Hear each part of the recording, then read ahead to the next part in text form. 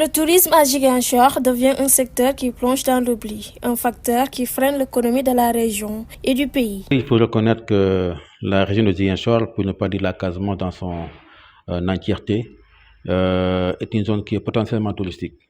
De par sa position géographique au confluent des grands axes routiers fluvio-maritimes et aériens au niveau de la Sénégambie méridionale, mais également de ses atouts sur le plan végétatif.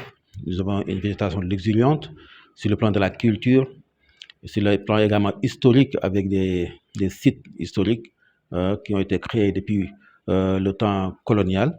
Donc, Ziguinchor est potentiellement la région la plus touristique du Sénégal. Mais est-ce que son potentiel touristique est suffisamment exploité? Je crois que non, pour plusieurs raisons.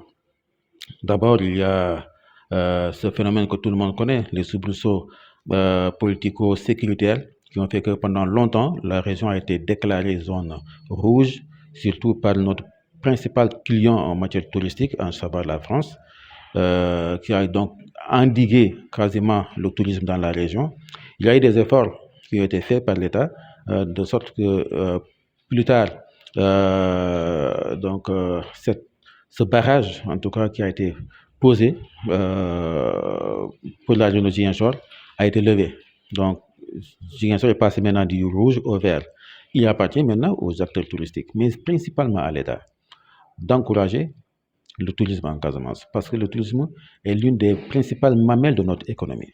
Donc, si le tourisme est florissant, c'est toute la ville, en tout cas la région, pour ne pas dire, qui en ressent les retombées. Selon lui, les moyens de transport font partie des facteurs qui bloquent le tourisme. Le prix de l'avion également, le billet. Le billet est excessivement cher. Ziguinchor-Dakar, c'est excessivement cher. Il faut dire, il n'y a pas beaucoup de compagnies aériennes qui desservent la région.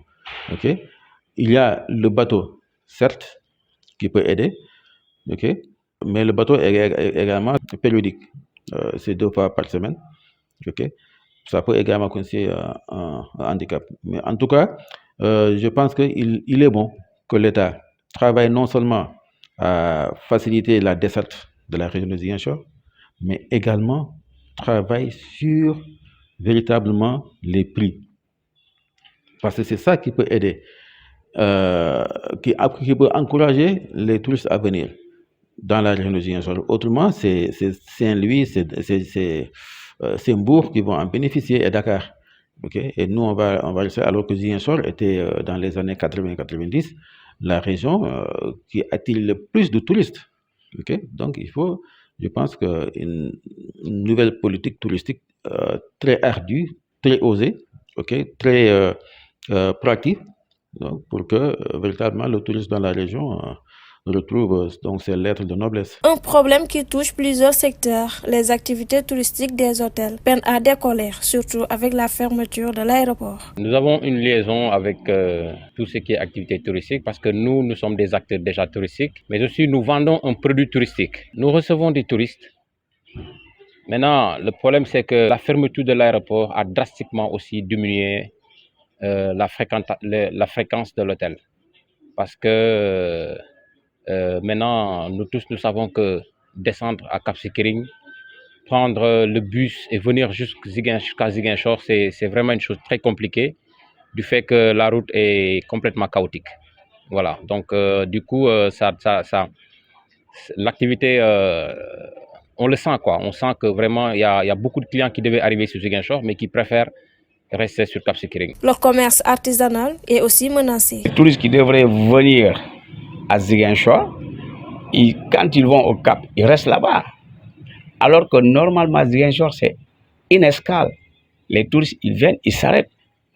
Donc, ils doivent dormir. Il y a le bateau, il y a l'avion. Quand ils viennent, ils ne vont pas attendre ou bien chercher à louer une voiture pour aller au Cap Skirring. Non. Ils attendent d'abord.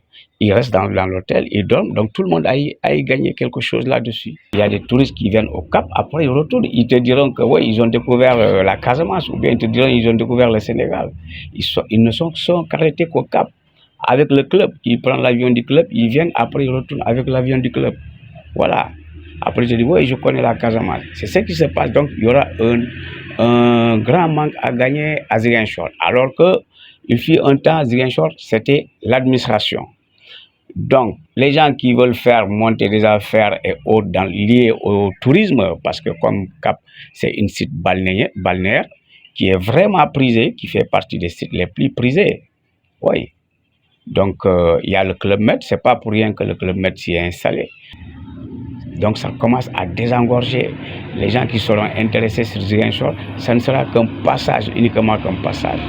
Voilà, il y a tellement de choses qui sont liées, qui font que le tourisme ne marche pas et qu'on n'en parle vraiment pas.